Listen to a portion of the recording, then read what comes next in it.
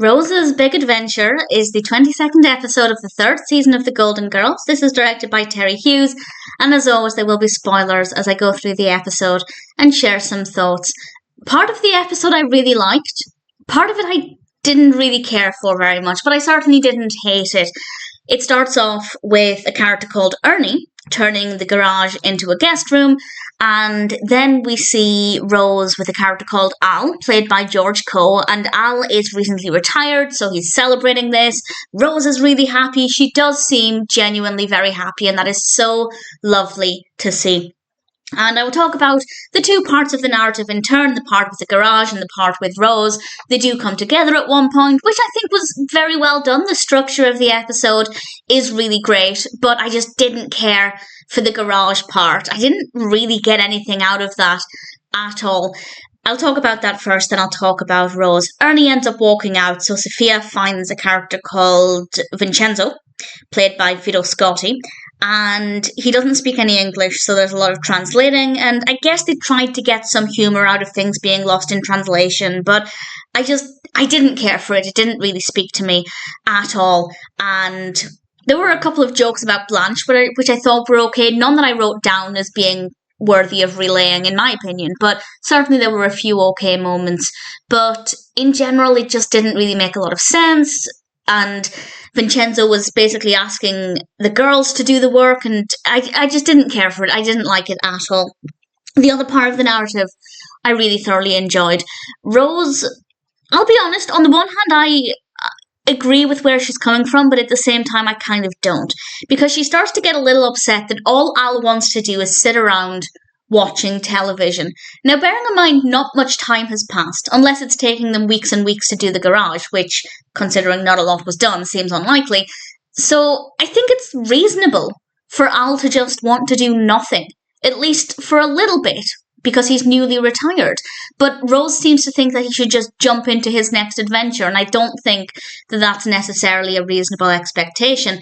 But nonetheless, she talks with him about this, and she explains that she's concerned because he's always been really active and all of a sudden he just wants to do nothing except sit in front of the television, which, as I said, if I were newly retired, I would want to spend at least a couple of weeks just doing nothing and kind of collecting my thoughts before I worked out my next move, I guess.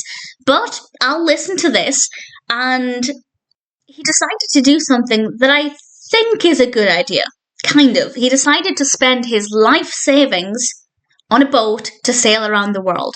Spending his life savings, probably not the best idea, but using it to sail around the world, if you're going to deplete your savings, I feel like that's a pretty brilliant thing to do. I mean, I wouldn't personally sail around the world, I'm not a great fan of boats, but travelling the world, I feel like it's a pretty common thing for people to say they want to do when they retire, and he asks Rose to go along with her, but she's not sure what to do, and we have the two stories coming together with, well, Vincenzo saying something to Sophia, but clearly Sophia's just going off on her own Sophia story, and she ultimately tells Rose, and I quote, "A life without risk is no life at all," which I like. I do think that there are some risks that aren't worth taking, but this one, assuming the boat was safe and there weren't going to be any serious problems or consequences, I think it's a risk that Rose should take, and she decides to go. She agrees to go with him. And then they get on the boat, and they're still docked, and Al realises he can't go.